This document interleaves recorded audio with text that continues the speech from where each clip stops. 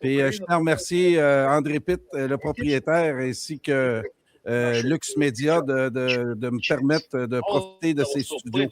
Monsieur de Cocheco, rapidement, je vous ai contacté aujourd'hui pour nous parler un peu de ce qui se passe en Iran. Et plusieurs ont noté que la Russie s'est montrée très discrète, en tout cas dans les premières heures de l'intervention israélienne et américaine en Iran. Et j'aimerais avoir votre analyse de la situation. Alors pour ce qui se passe en Iran, on sait pas grand-chose. Bien sûr, au niveau des médias russes, il y a plus d'éléments sur le côté iranien que sur ce qu'on pourrait avoir, nous, auprès des médias de grand chemin français. Mais bon, c'est pas très étonnant parce que malheureusement, nos médias à nous sont un peu en dessous de tout. En revanche, pour ce qui est de la position qu'on peut déduire des Russes, écoutez, c'est vrai qu'au début, c'était quand même très discret. Il y a eu une déclaration du ministère des Affaires étrangères russe. Madame Zakharova a fait un communiqué pour condamner évidemment l'attaque américano-israélienne.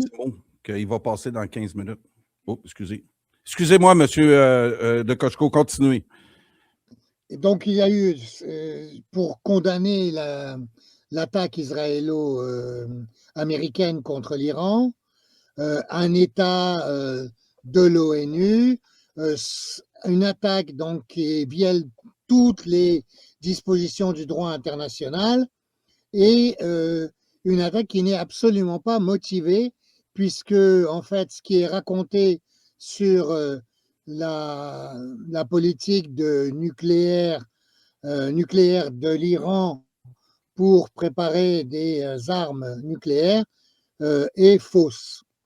Et que c'est depuis un certain nombre d'années que ça a été prouvé, etc. Donc, ont rappelé les Russes dans ces communiqués et ces interventions, aussi bien dans les médias qu'il y a eu quand même une intervention aussi du président Poutine. Aujourd'hui, les choses ont été un peu plus fortes. Alors, ils ont aussi appelé à la réunion d'urgence du Conseil de sécurité de l'ONU.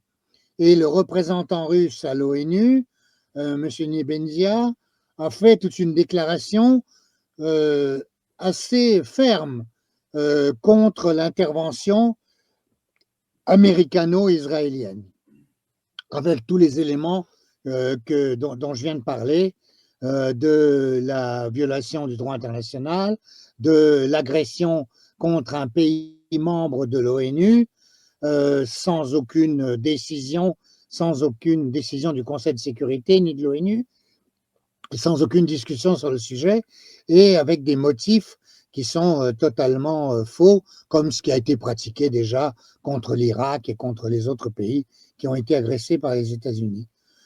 Donc, ils ont aussi demandé la convocation, et c'est aujourd'hui que ça s'est tenu, de l'AIEA, c'est-à-dire l'Agence internationale de l'énergie atomique. Pourquoi ? Eh bien, parce que les Russes craignaient une attaque israélienne contre les centrales atomiques iraniennes, notamment donc à Bushehr, comme vous le savez, et aussi l'usine. Il y a une usine disons, basée sur l'uranium, mais pour le nucléaire civil, qui a déjà été attaquée lors de l'agression précédente contre l'Iran en juin, et cette fois-ci, elle a été encore attaquée. Or, il semblerait qu'il y a des risques d'explosion de matière nucléaire et donc, évidemment, toute une pollution nucléaire assez importante. Pour l'instant, d'après ce que les médias russes, en tout cas, en disent, il semblerait qu'il n'y a pas eu ça, mais bon, il est évident que c'est une demande, en tout cas, que l'AIEA s'oppose à des attaques sur les centrales nucléaires civiles. L'AIEA, en fait, a été très timide, bien évidemment, compte tenu de l'influence des pays otaniens, y compris dans cette agence, ce qu'on avait déjà vu lors des prises de position à propos des attaques que livrait le pouvoir, le régime kievien contre la centrale de Zaporogie, qui est une centrale énorme, mais qui est arrêtée en ce moment, pour justement éviter toute conséquence trop dramatique, je dirais, d'une explosion éventuelle. Mais il est évident que si la centrale de Zaporogie est atteinte, ça serait totalement catastrophique. De même, des tentatives d'attaque ont été faites par des drones du régime ukrainien, otano-ukrainien, on dirait, contre la centrale de Koursk lors de l'attaque de cette région par les troupes otano-kieviennes. Donc, c'est pourquoi les Russes ont cette fois-ci averti et demandé une réunion de l'AIEA. D'autre part, le président Poutine, selon les médias russes toujours, qui sont censurés chez nous, n'oubliez pas, donc il faut vraiment aller les voir sur des réseaux sociaux avec différents procédés, eh bien, le président Poutine a téléphoné à tous les chefs d'État de la péninsule arabique, c'est-à-dire les Émirats arabes unis et particulièrement Abu Dhabi et Dubaï, l'Arabie saoudite, Oman, dont on parle, il y aurait des rumeurs du fait que des négociations à Oman ou par le biais d'Oman reprendraient entre l'Iran et les États-Unis après l'assassinat de l'ayatollah Khamenei, donc le dirigeant spirituel, je dirais, du régime islamique iranien. Bon, c'est pas confirmé. Ça serait dû au fait que ce seraient des gens qui ont pris l'ascendant sur la direction iranienne, qui sont en fait assez influencés ou proches, voire même une cinquième colonne, proche des Américains, ce qui expliquerait pourquoi les Israélo-Américains ont éliminé aussi vite l'ayatollah Khamenei. Là aussi, aucune confirmation. Et en tout cas, la position russe, évidemment, ne fait pas allusion à ça. Il n'empêche que, bon, il y a eu des coups de fil à tous les chefs d'État de la péninsule arabique. Voilà, après, moi, ce que je pourrais en dire. Il y a évidemment toute une implication dans cette affaire iranienne autre, dont on parle un peu en Russie notamment, c'est qu'en cas de défaite lourde de l'Iran, il y aurait des réfugiés qui franchiraient les frontières et iraient vers les pays d'Asie centrale et sans doute vers la Russie. D'autre part, on ne sait pas bien comment tourneraient les choses en Azerbaïdjan, car n'oubliez pas qu'une grande partie de la population, c'est près de 40% en fait, la population iranienne est en fait azérie, d'ethnie azérie, donc azerbaïdjanaise, quoi, si vous voulez. Eh bien, là, il pourrait y avoir des conséquences assez importantes. Donc, tout ça est étudié par les Russes et discuté en Russie. Évidemment, nous, on n'en entend quasiment pas parler par nos médias de grand chemin, ni même nos politiques, bien sûr, qui d'abord ont une idée assez vague de toutes ces régions-là, et d'autre part, ne font que suivre les consignes du grand frère d'outre-Atlantique qui est au sud de votre pays. Monsieur de Koshko, il y a, aussi, vous suivez attentivement les médias russes et on se pose beaucoup la question en quoi le destin de l'Iran est lié à celui de la Russie. Est-ce que c'est une donnée là, qui doit être considérée là, dans ce qui se passe actuellement? Pensez-vous que l'Iran, et je comprends très bien aussi avec la guerre en Ukraine que le plan de communication des Russes n'est pas le même que les Américains ou l'Occident. et que du côté des Russes, là, même que on se soucie plus de l'opinion de l'Occident parce qu'on comprend très bien qu'on n'a pas le contrôle des médias et que c'est souvent toute sortie de la Russie est interprétée dans cette russophobie ambiante-là, que souvent, quelle que soit leur action, ils vont être considérés comme les méchants. Donc, je comprends très bien le jeu d'équilibriste que doivent faire les Russes dans le dossier iranien actuellement et aussi essayer d'éviter le chaos général. En quoi l'Iran et les Russes là, peuvent empêcher ce que Israël tente d'emmener les Américains là, au chaos total au Proche-Orient? Alors, il y a plusieurs éléments. C'est que, un, l'Iran est un État ami de la Russie, en tout cas dans l'histoire, ça n'a pas toujours été comme ça. Hein. Mais bon, là, en tout cas, c'est un État qui est ami. Donc, c'est un État qui est adhérent des BRICS et qui même fait partie des pionniers des BRICS, on peut dire. C'est un État qui se heurte à l'hostilité des États-Unis et donc de l'OTAN. Et de ce point de vue-là, comme l'OTAN fait la guerre à la Russie, bien évidemment, les ennemis de nos ennemis sont quasiment nos amis. Mais l'Iran avait refusé, lorsque la Russie lui a proposé, il y a de cela plusieurs années déjà, hein, a refusé un pacte d'alliance et de défense mutuelle, en revanche. Donc c'est ça aussi qui explique que la Russie n'a pas à intervenir militairement pour défendre l'Iran. Alors, la Russie a fourni des armes à l'Iran, incontestablement.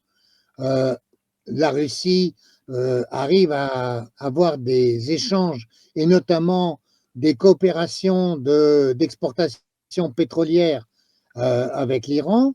Alors, ça s'est modifié, ça aussi, avec les mesures de boycott dont sont victimes les deux pays de la part des pays occidentaux. Ensuite, bien évidemment, stratégiquement, si l'Iran tombe dans l'escarcelle des Occidentaux, en tout cas de l'OTAN, enfin, OTAN au sens large, hein, dans ce cas-là, c'est évidemment les États-Unis, les Israéliens, ça veut dire que la Russie est encore plus assiégée, si vous voulez.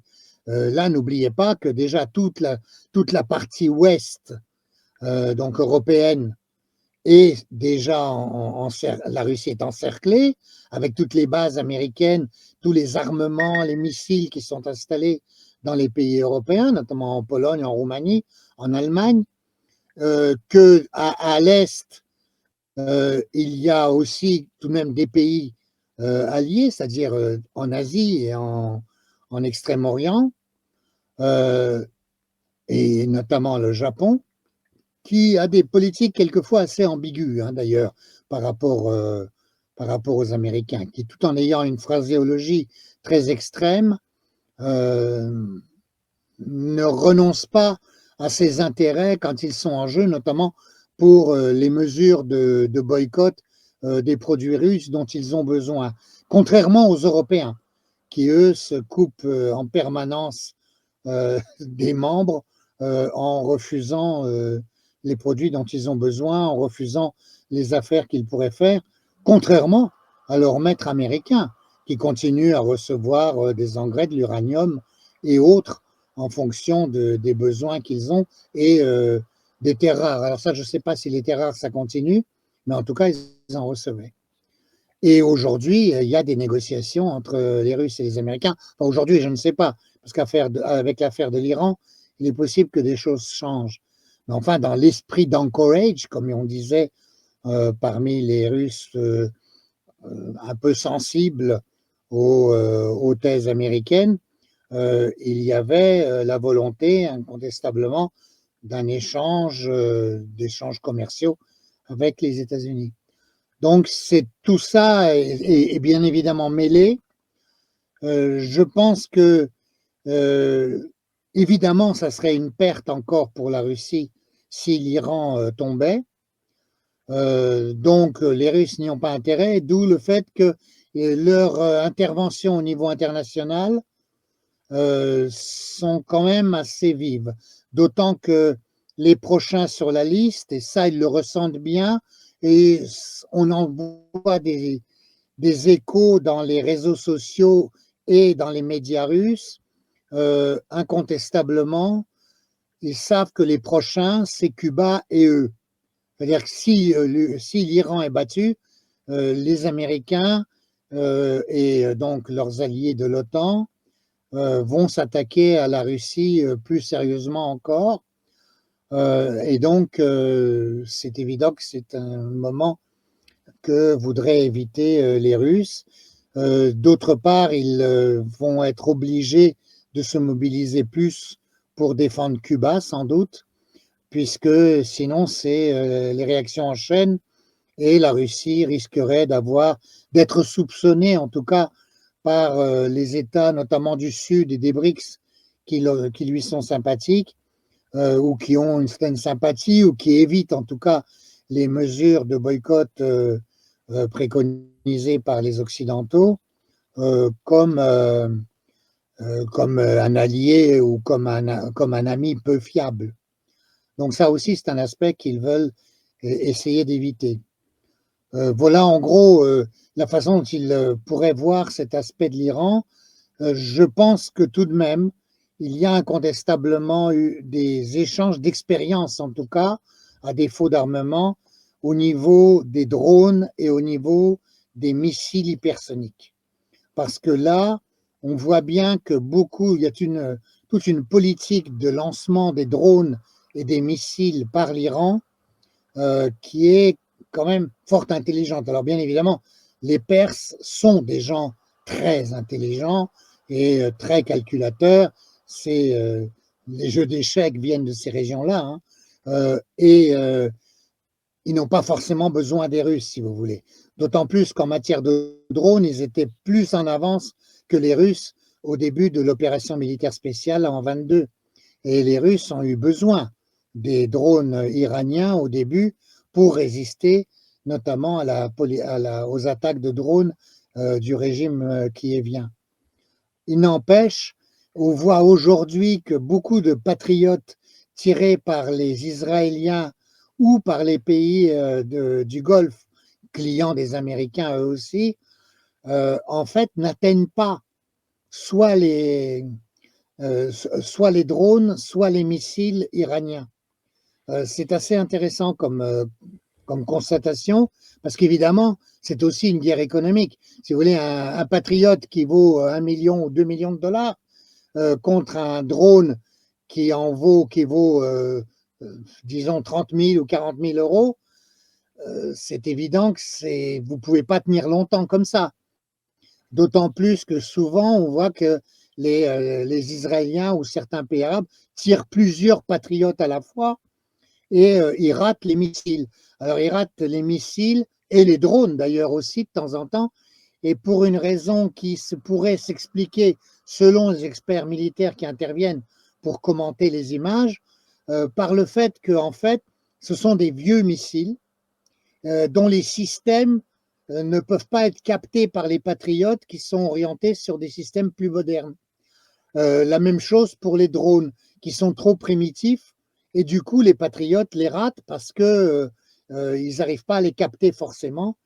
Et évidemment les Iraniens pratiquent les essaims de drones et de vieux missiles pour user la défense antiaérienne et envoient ensuite les missiles plus sérieux. Mais comme il y a des vieux missiles qui arrivent à passer, ils font du dégât aussi. Alors quand on saura réellement quels dégâts il y a eu en Israël notamment, parce que c'est ça le plus important, et parmi les bases américaines, eh bien ma foi, on se rendra compte de l'efficacité de cette politique, de ces répliques iraniennes au moyen de drones et de missiles aux attaques israélo-américaines. Maintenant, on a très peu d'éléments là-dessus. Il semblerait, d'après les médias russes, que le commandement de la 5e flotte, qui est situé au nord de l'île de Bahreïn, donc au nord de Manama, a été détruite, qu'il y a eu plusieurs emplacements de patriotes, de missiles patriotes antiaériens qui ont été détruits dans certains pays des Émirats et au Qatar. Mais voilà, là, je suis dans l'incertitude et évidemment, je ne fais que répéter certaines sources qui ne sont pas forcément confirmées et qui ne sont pas confirmées du côté émirati ou israélien, bien évidemment. Alors, on a des scènes de panique à Abu Dhabi ou à Dubaï, mais c'est aussi parce qu'il y a eu des hôtels qui ont été touchés, notamment par justement les patriotes ou par les missiles antiaériens qui retombent. C'est un peu le cas de figure de l'Ukraine, où quand il y a des bâtiments civils qui sont détruits, c'est en général à cause des missiles qui retombent. Ce qu'il y a, c'est que les Ukrainiens désamorcent le système de sécurité qui logiquement fait s'exploser le missile antiaérien lorsqu'il rate sa cible et qu'il continue donc sa course vers le ciel, il explose à un moment pour ne pas retomber justement sur les habitations. Or, les Ukrainiens désamorcent ces missiles-là pour qu'ils continuent quand même. En revanche, visiblement, dans les pays arabes qui reçoivent, donc qui ont des bases américaines et qui sont donc visés par les missiles iraniens, les missiles antiaériens qui ratent leur cible explosent en l'air. Donc ils ne pratiquent pas ce genre de choses que font les Kieviens. Oui, M. de Koshko, pour terminer, dernière question pour conclure, parce qu'on va sûrement avoir à se reparler à plusieurs reprises dans les prochains jours, dans les prochaines semaines, parce que ça évolue très rapidement. Vous nous disiez que la riposte iranienne, on est en train de la découvrir. On ne sait pas jusqu'à où ça va aller. On ne sait pas jusqu'à quel point les Russes et les Chinois sont derrière ça, mais chose certaine, M. de Koshko, si la riposte iranienne est trop efficace, on va arriver rapidement à l'existence même d'Israël et nous mener au bord d'une guerre nucléaire parce qu'on sait qu'Israël, dans un moment où il sera question de l'existence même de l'État d'Israël, ça peut mettre la région sous le feu nucléaire. Comment apprécier qu'est-ce qui se passe actuellement en essayant d'éviter le chaos? Comment Israël va pouvoir s'en sortir cette fois-ci? Pouvez-vous... on voudrait bien là, que la situation revienne à la normale, mais Israël semble vouloir garder le cap, continuer sa menace que l'Iran est sur le point d'avoir l'arme nucléaire. Ça fait des décennies que Netanyahou nous parle de cette légende-là. Mais là, si la riposte iranienne est au niveau que certains géopoliticiens en ce moment parlent, il va être question rapidement d'une solution pas très agréable pour l'humanité. Ça pourrait dégénérer très rapidement. Pour terminer, M. de Koshko, votre avis incontestablement, la période est très dangereuse, bien sûr. Oui, je pense. Alors, si on exclut l'hypothèse que j'ai un peu évoquée à propos des négociations à Oman et par l'intermédiaire d'Oman, et donc d'une présence d'une 5e colonne iranienne, si on exclut donc cette hypothèse-là et que les Iraniens se défendent effectivement, il est possible qu'ils puissent même atteindre des objectifs comme Dimona en Israël, donc là où il y a les bombes atomiques israéliennes, enfin les bombes je ne sais pas, mais en tout cas il y a un centre nucléaire en Israël, et donc effectivement ça pourrait, compte tenu de l'absence de profondeur stratégique de la Palestine, ça pourrait effectivement éliminer ou en tout cas porter gravement atteinte à l'existence d'un État israélien, ou en tout cas ça ferait beaucoup de victimes parmi la population.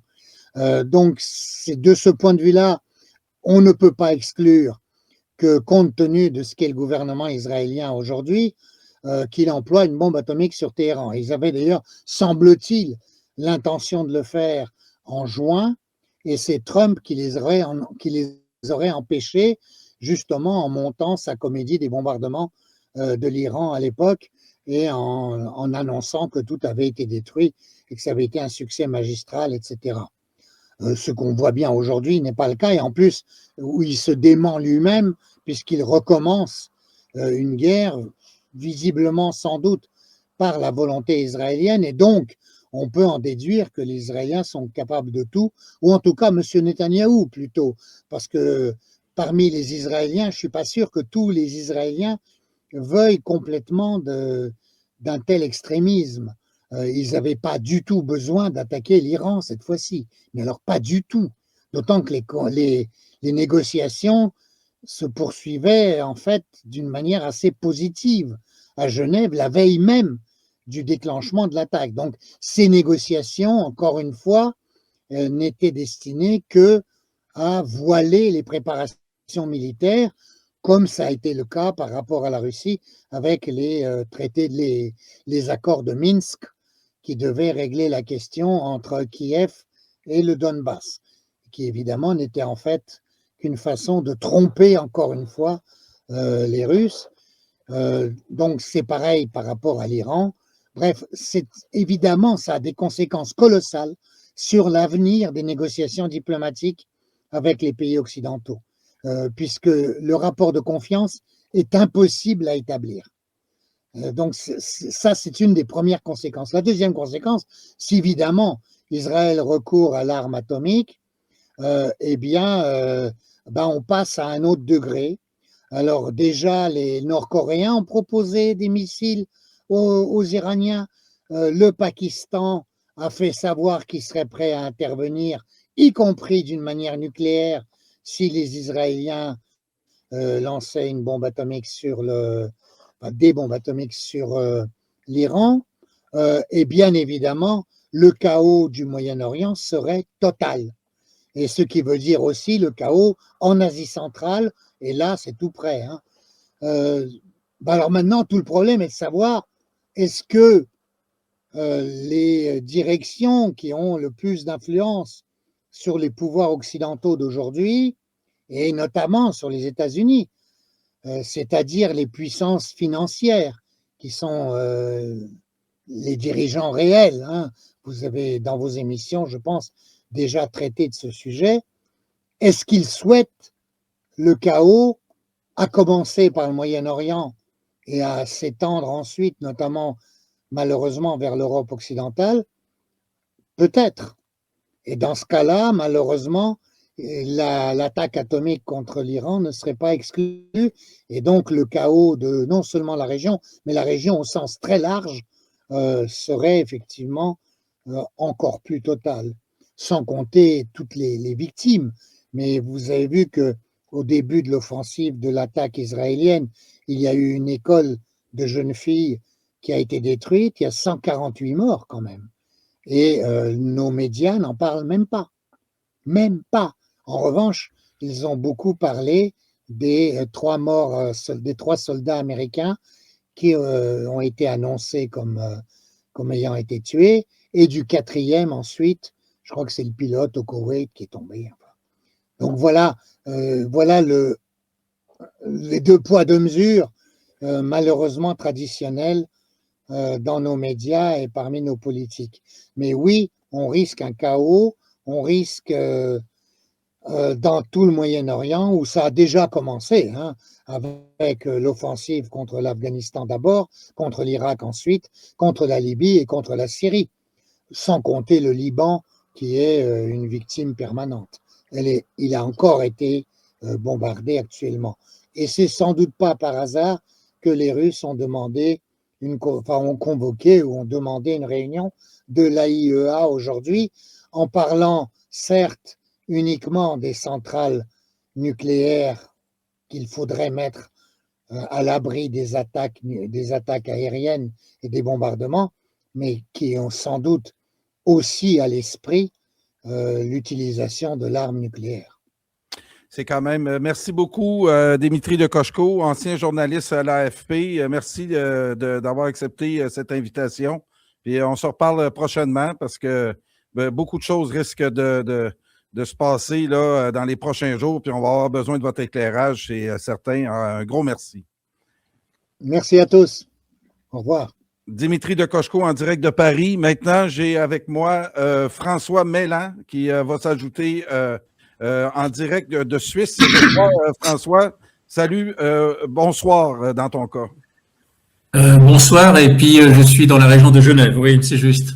Oui, on va juste ajuster le son. Là, je pense que mon régisseur, là, le son est un peu caverneux, mais ça va se régler rapidement. Je tiens à remercier Lux Média, un média que vous ne connaissez pas, M. Meylan, mais qui est à Montréal très important. Puis on m'a invité aujourd'hui à discuter de la situation en Iran. Et j'ai pensé bon vous inviter parce que vous m'avez appris que vous vous déplaciez régulièrement en Israël, bande de Gaza, Cisjordanie. Vous connaissez bien le dossier. Puis je voudrais parler. Oui, alors, pas la bande de Gaza. Alors, Cisjordanie, oui, mais pas la bande de Gaza. Je n'ai pas eu l'occasion de la bande de Gaza. Mais Cisjordanie, oui, bien sûr. Oui, puis vous êtes très intéressé de par votre métier à l'information. Et merci d'avoir accepté cette invitation-là. On va parler un peu des premières heures de cette attaque israélo-américaine sur l'Iran. Et plusieurs étaient découragés, dont Bertrand Scholler, qui vient souvent à l'antenne, disant que le régime iranien avait été complètement décapité. Et vous m'avez apporté des bémols là-dessus ce matin. Donc, dressez-nous un portrait de la situation actuellement. Oui, donc on a... Alors, une fois de plus, et puis c'est donc pour ça que la réponse iranienne s'appelle promesse, comment ils disent en anglais déjà, réelle, véritable promesse 4. Pourquoi le 4? Parce que c'est déjà la 4e fois que les Iraniens se trouvent dans cette situation où ils sont en négociation avec les États-Unis en général. Et durant les négociations, en fait, on se rend compte par la suite que les négociations servaient à gagner du temps. Ça va gagner du temps pas pour les Iraniens, mais servait à gagner du temps pour les États-Unis ou pour les Israéliens, puisque les deux agissent en binôme et les deux visent une suprématie complète sur cette partie du monde, cette partie de l'Asie que nous occidentaux, nous nommons le Proche ou le Moyen-Orient. Ce sont des conceptions occidentales puisque elles ne sont pas du tout partagées avec le Sud global. Ça s'appelle l'Asie, l'Asie orientale, l'Asie occidentale, mais il n'y a pas de Proche Moyen-Orient. Ce sont des conceptions, ou alors les pays du Golfe, les monarchies du Golfe, mais le Proche Moyen-Orient, ce sont des conceptions purement occidentales. Et c'est toujours la même chose. Il y a des négociations. Les Iraniens y croient. Bon, maintenant, ils y croient plus du tout. Donc, ils nous ont montré qu'ils y croyaient plus du tout. Mais ils y croient. Et durant ces négociations, vous vous rappelez, l'année dernière, au mois de juin, il y avait un cycle de négociations avec les États-Unis. Et sauf erreur, le dimanche, c'était prévu. Donc, il y avait une rencontre qui était prévue le dimanche 15 juin 2025. Et qu'est-ce qui se passe la nuit du vendredi 13 au samedi 14? La même chose que cette fois-ci, sans résolution du Conseil de sécurité de l'ONU, ça veut dire de manière totalement inégale, unilatérale, déloyale, sans prévenir, sans rien, une frappe, non pas une frappe, mais une attaque en masse de la part des Israéliens, comme si leur objectif était de faire capoter ces négociations, comme si les Israéliens n'avaient aucun intérêt. Alors attention, les Israéliens, il faut bien mentionner, c'est comme qu'on parle de l'Ukraine, il faut bien mentionner, préciser le gouvernement de Zelensky. Et qu'on parle des Israéliens, il faut bien mentionner le régime actuellement de Netanyahou, criminel de guerre, qui est sous le coup d'un mandat de la Cour pénale internationale sauf erreur et qui est un criminel de guerre. Et pour la petite histoire, son procès pour corruption devait se poursuivre cette semaine-ci. Et pas plus tard que ce matin, Itamar Ben-Gvir a demandé, vu les circonstances, que le procès soit ajourné. Donc ça fait tout ce qui se passe aujourd'hui, ça fait vraiment les affaires de M. Netanyahou. On verra ce que l'histoire va retenir de ce sinistre personnage. Mais ça fait en tout cas pas l'affaire ni d'Israël, ni de la communauté juive, ni de personne, et puis pas des États-Unis, et puis bien sûr pas de l'Iran. Mais le seul qui aujourd'hui gagne là-dedans, c'est M. Netanyahou. Bon, les vendeurs d'armes aussi, donc ce qu'on appelle l'État profond américain, c'est-à-dire le lobby militaro-industriel, et bien sûr l'AIPAC, le lobby sioniste. Donc le sionisme, oui, dans une certaine mesure, gagne aussi. Mais surtout, M. Netanyahou qui voit son procès ajourné, son procès qui devait poursuivre cette semaine. Alors, on se retrouve dans la même configuration que l'année dernière, où il y a des négociations. N'oubliez pas que les négociations de Genève, le deuxième cycle, sous la supervision du sultanat d'Oman, c'est plutôt bien déroulé. Et que le rendez-vous suivant était pris déjà. C'était aujourd'hui, c'était le lundi 2 mars 2026, donc ce lundi, aujourd'hui. Cette fois, c'était prévu à Vienne, en Autriche. Je ne peux pas vous dire pourquoi ils avaient choisi cette destination, cette fois-ci, mais c'était toujours dans le même format, avec, sauf erreur, le sultanat d'Oman. Et qu'est-ce qui se passe? Le jour de Shabbat, vendredi à samedi, donc la nuit de vendredi à samedi, la plus précisément c'était samedi, puisque c'est aux alentours de 7 heures du matin que tout ça a commencé. De nouveau la même chose, les négociations, en fait, là, les rencontres qui étaient prévues pour lundi entre les États-Unis et l'Iran, tombent à l'eau, puisque l'Iran est attaqué, et cette fois est attaqué tout de suite dans le même élan par les États-Unis.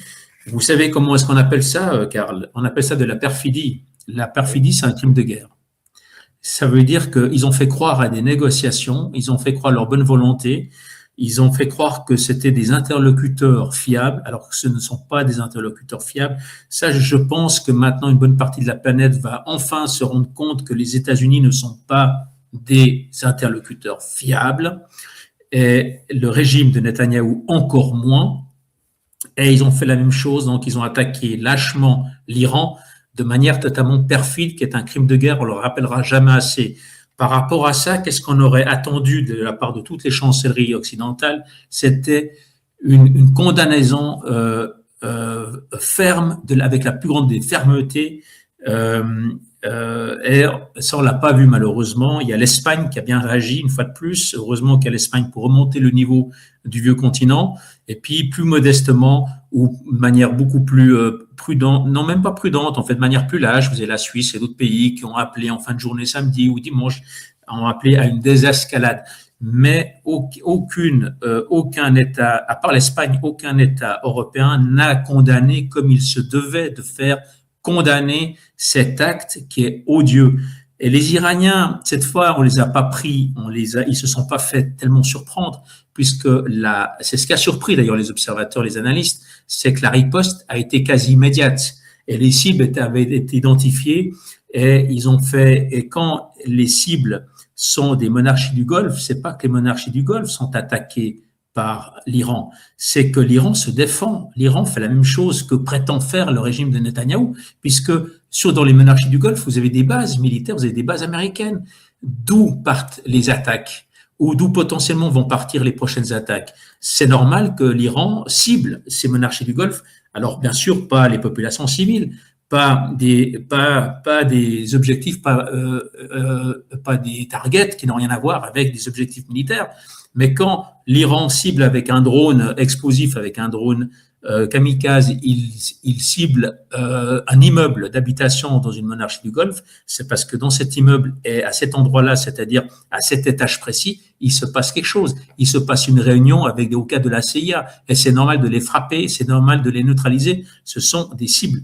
Donc, jusqu'à maintenant, on ne peut rien reprocher à l'Iran, qui même, en plus, encore l'Iran qui demande d'urgence une séance du comité, donc une séance de, comment est-ce qu'on appelle ça, donc le Conseil des Nations Unies, il y a le Conseil de sécurité. Donc le Conseil de sécurité, quand on réunit le Conseil de sécurité de l'ONU, ce ne sont pas les 5 membres permanents, c'est réunir le Conseil de sécurité de l'ONU. Ils sont une quinzaine, ce ne sont pas chaque année les mêmes membres qui siègent dans le Conseil de sécurité de l'ONU. Puis dans le Conseil de sécurité de l'ONU, vous avez ces fameux 5 membres permanents, ces 5 puissances nucléaires qui ont le droit de veto. Et c'est l'Iran qui est agressé lâchement une fois de plus, et qui demande une réunion d'urgence qui est déniée par les États-Unis. Donc, ça doit être bien clair que l'agresseur, il est identifié, on le connaît, pas l'agresseur, les agresseurs. Les agresseurs sont clairement identifiés, et c'est pas la première fois qu'ils se comportent comme ça. L'Iran, regardez dans l'histoire contemporaine de l'Iran, Karl, l'Iran n'a attaqué personne. L'Iran n'est pas une menace pour ses voisins. L'Iran n'a strictement attaqué personne.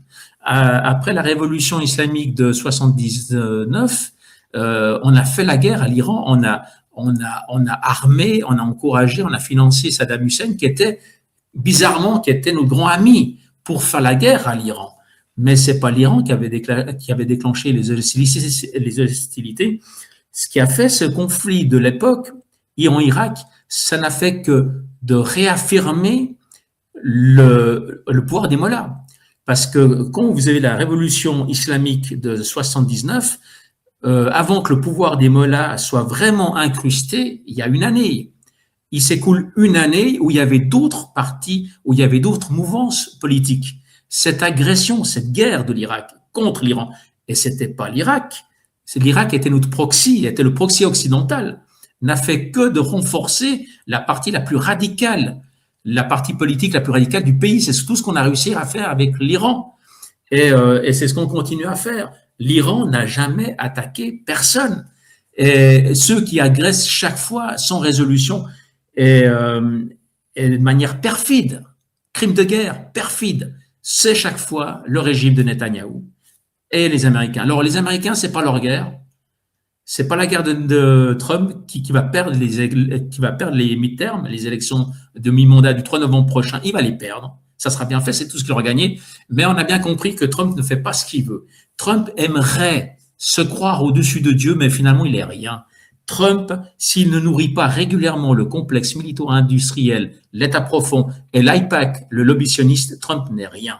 Et là, manifestement, il se passe autre chose, c'est que Trump, il est encore moins que rien, parce que manifestement, Netanyahou joue avec lui. Vous avez vu le nombre de fois depuis le début de l'année que Netanyahou est reçu par Trump. Netanyahou va à la Maison-Blanche comme si c'était chez lui. C'est Netanyahou qui commande, qui dirige Trump. Qu'est-ce qu'il a sur Trump? Qu'est-ce qu'il connaît comme fichier, comme documentation, comme information, comme... Je ne sais pas. Mais en attendant, Trump a l'air bien mouillé dans le scandale. Il a l'air mouillé, mais jusqu'au cou dans le scandale Epstein, ce qui peut expliquer que tout n'a pas été publié, tout n'a pas été... comment est-ce qu'on dit ça? Donc quand c'est secret défense, en fait, tout n'a pas été rendu public. Une bonne partie a été caviardée, mais Trump, il est mouillé dans l'histoire Epstein, mais jusqu'au cou, probablement. Et cette histoire d'agression, où il y a des victimes civiles, malheureusement, vous savez, quand depuis samedi, ils ont largué plus de 1000 bombes sur Téhéran, vous imaginez les victimes qu'il y a. Ça fait l'effet, ça fait gagner Trump dans un premier temps parce qu'il fait diversion sur l'affaire Epstein, et surtout, ça sauve les fesses, pour être un peu vulgaire, de M. Netanyahou, pour qui on ajourne ces deux procès. C'est un procès de chef d'inculpation pour corruption. Eux, ce sont les seuls gagnants de cette histoire-là.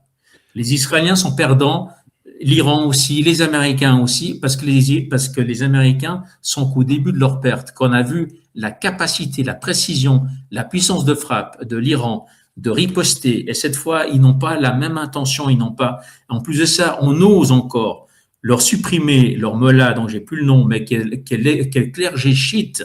C'est comme si on venait d'assassiner le pape.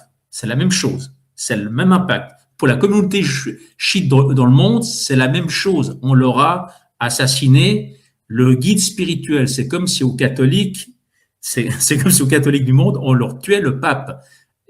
Pour être à ce niveau inculte, suffisant, stupide, je rejoins votre excellent orateur précédent, donc cet ancien oui.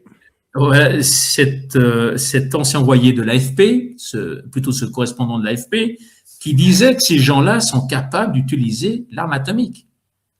Et on est plusieurs à le croire, ils sont capables de le faire, puisque les chancelleries occidentales ne les condamnent pas, puisqu'il n'y a aucune sanction qui sont prises contre ces gens-là, ils sont capables demain d'utiliser la bombe atomique. Ils ont bénéficié, durant 80 ans, ils ont bénéficié d'une impunité la plus totale. Pourquoi ils n'utiliseront pas demain la bombe atomique? Parce que sans ça, ils n'arriveront pas, ils ne vont pas gagner contre l'Iran. Vous vous rappelez la fameuse, ce qu'on appelle la guerre des 12 jours de l'année dernière? Israël la perdait. La perdait. Quand ils ont commencé à contacter l'Arabie Saoudite pour trouver un médiateur, je ne veux pas dire des bêtises, je ne sais plus si c'était le Qatar ou l'Arabie Saoudite, pour trouver un médiateur pour qu'il contacte la Russie, pour que la Russie intervienne, et qui vont demander l'aide aux États-Unis parce qu'ils s'en sortaient plus, parce qu'ils pouvaient plus. Vous savez, chaque fois qu'ils activent Dôme de Fer, c'est plus de 3 milliards de dollars qui partent dans la fumée. Ils ne soutenaient plus la cadence de l'Iran. Ils ont capitulé. Après, nos médias se sont chargés de nous vendre comme quoi les Israéliens avaient gagné cette guerre. Mais non, ils la perdaient. Comme souvent, ils les perdent. Ils doivent chaque fois demander après l'aide aux Occidentaux. Mais sinon, ils les perdent. Contre l'Iran, contre cet Iran-là qu'on voit depuis samedi, pour qui on a décapité tout l'état-major, une partie de l'état-major, en fait, plus de 40 hauts responsables militaires et diplomatiques, et qui ont été renouvelés déjà. Cet Iran-là, il a décidé que c'est plus les autres qui vont fixer quand ça s'arrêtera. Ça sera l'Iran qui va fixer quand cette histoire s'arrêtera là. L'Iran est attaqué, c'est eux qui vont maintenant fixer les conditions pour que ça s'arrête. Parce qu'ils ne veulent pas rejouer cette partition tous les 6 mois, c'est pas possible, vous voyez. Et vous noterez, comme je l'ai souligné, en fait, la riposte, la frappe, la puissance et la précision de leur riposte. Mais ce qui est impressionnant, c'est de voir comment ils ont renouvelé les cadres. Parce que chaque cadre est prié de trouver un remplaçant et chaque remplaçant trouve un autre remplaçant. Ils ont une autre culture que nous, ils ont une autre manière de faire. Ils ont déjà, premièrement, ils ont le temps long. Ils n'ont pas de mi-terme. Ils ont la profondeur de champ. Ils ont un pays qui est vaste, qui est 3 fois la France. C'est pas Israël. Ils ont un arsenal de missiles balistiques qu'ils développent et les accumulent depuis 25 ans. Donc, ils ont le temps long. Et ils n'ont pas la culture occidentale qui est basée sur l'individu. C'est sur le collectif. C'est sur le collectif. Ça veut dire que chacun a déjà son remplaçant. Et chaque remplaçant sait déjà ce qu'il doit faire. Et qui va poursuivre le travail de celui qui a été neutralisé ou celui qui a été assassiné prématurément. Donc, on n'est pas ni Israël, plutôt le régime de Netanyahou, ni les États-Unis n'ont conscience, plutôt Trump, n'ont conscience d'où ils ont mis les pieds. Exactement. L'ignorance a le mépris facile. Je la dis souvent, celle-là. Puis je pense qu'elle s'applique beaucoup dans ce qu'on vit actuellement.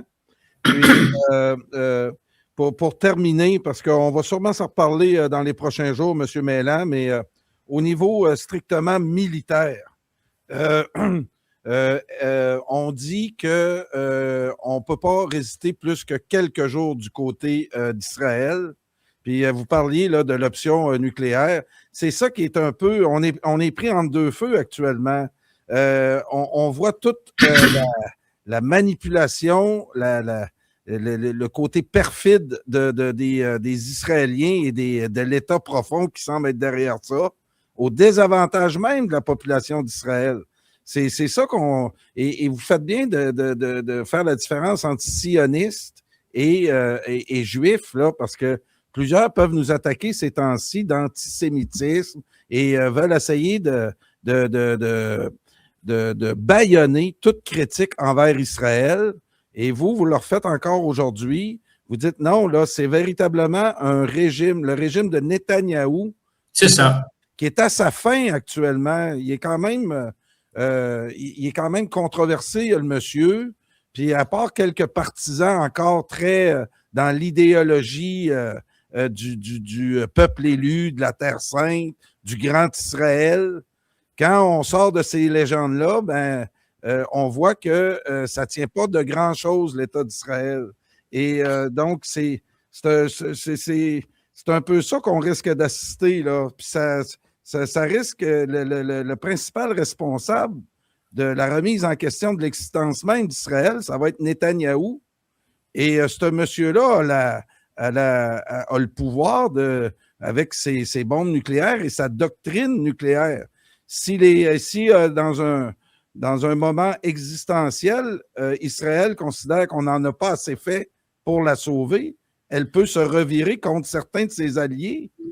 On tombe dans un monde où et c'est là qu'on espère que malgré l'agression, l'Iran va répliquer de façon mitigée pour essayer de faire passer un message sans remettre en question l'existence d'Israël, mais j'ai l'impression que ça va être difficile. Ça va être difficile. Puis il est difficile. L'autre chose que vous disiez, vous parlez beaucoup de la sensibilité du peuple iranien, de ses mœurs et coutumes, puis son rapport au pouvoir. C'est très difficile. On se bat contre un barrage de mensonges là-dessus, où on a étiqueté ce régime-là comme des méchants ayatollahs, et on a sorti toutes sortes de mythes, malgré tout ce qu'on peut dire, pour dire « Hey, wow, attention, là, on est en train, pour des mensonges, de faire tomber l'humanité dans une crise majeure d'un petit pays qui nous ont mis dans une logique qui ne tient pas la route. » Et comment ça peut se terminer sans Carl, au pays? Alors, Carl, moi, ça me fait plaisir parce qu'on ne le dira pas assez souvent, parce que vous avez le courage de le faire, Carl. Quand vous parlez de la notion du Grand Israël, qui est une notion totalement fantasmée, vous avez utilisé le terme légende.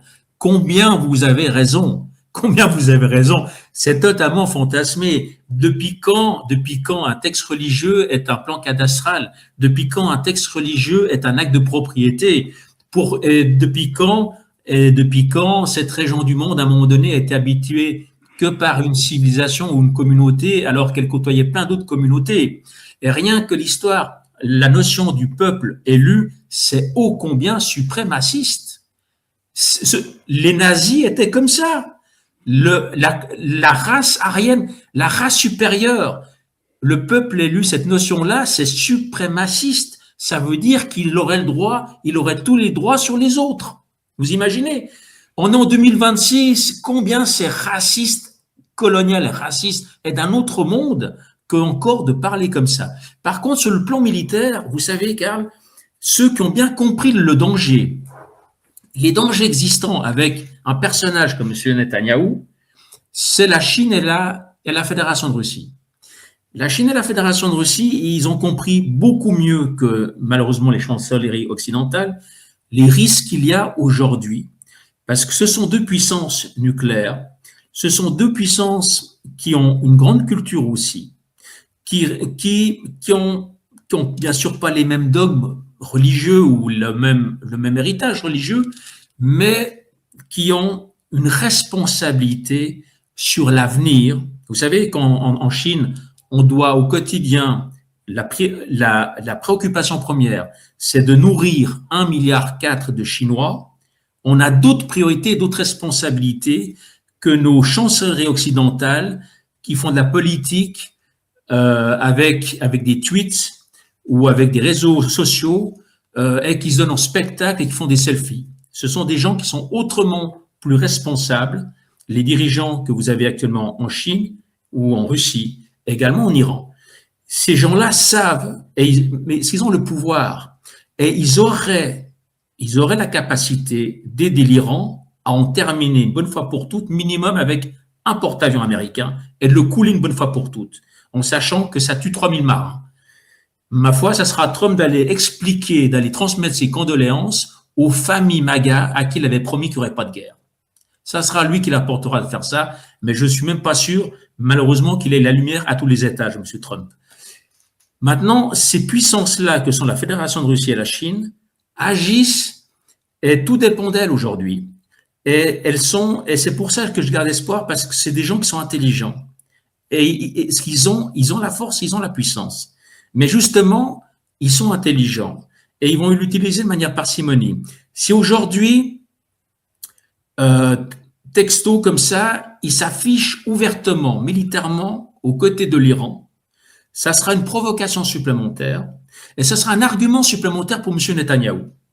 Par contre, d'appeler à la désescalade, et c'est ce qu'a fait le leader chinois encore aujourd'hui, il a appelé l'Iran à respecter les monarchies du Golfe et à respecter ses voisins, tout en continuant à livrer des systèmes d'armes sophistiqués à l'Iran, pour que l'Iran, à un moment donné, si c'est nécessaire, puisse couler un porte-avions, ce qui serait un choc pour les États-Unis, puisque la dernière fois que ça s'est produit, c'était lors de Pearl Harbor, lors des attaques de Pearl Harbor, et la Chine agit énormément sur le plan des renseignements. Ils aident beaucoup l'Iran sur le plan des renseignements, et sur le plan radar et sur le plan de la surveillance de l'espace comme dans le temps, c'est les Russes qui sont très actifs au profit de l'Iran. Ça veut dire qu'ils vont faire le nécessaire pour que l'Iran ne perde pas, mais ils vont s'abstenir de faire le pas de trop à gauche ou à droite qui donnerait, comment est-ce qu'on peut dire, l'excuse ou l'alibi à Netanyahou, qui est aujourd'hui le plus dangereux. Aujourd'hui, l'un des personnages les plus dangereux que cette terre porte, c'est M. Netanyahou. C'est intéressant ce que vous dites là, M. Meylan, parce que je l'ai constaté dans la guerre en Ukraine. Poutine avait plusieurs occasions d'escalader le niveau en Ukraine, puis il s'est abstenu de le faire. Souvent, les réponses, entre autres à l'attentat du théâtre Crocus, la réponse russe s'est faite de façon très songée et quelques jours plus tard. Puis moi, le premier, un peu habitué au cinéma américain, quand j'ai vu l'Iran attaquer en fin de semaine, je m'attendais à une riposte spectaculaire des Russes et des Chinois qui, à mon avis, ont compris que l'Iran est indispensable dans entre autres dans l'organisation des BRICS, puis pour plusieurs raisons. Mais je comprends très bien que le sort est entre les mains des Russes et des Chinois en ce moment. C'est eux qui font preuve de sagesse. Et ça, c'est difficile d'aborder ça en Occident quand on a étiqueté ces régimes-là comme dictatorial, qui aiment la guerre,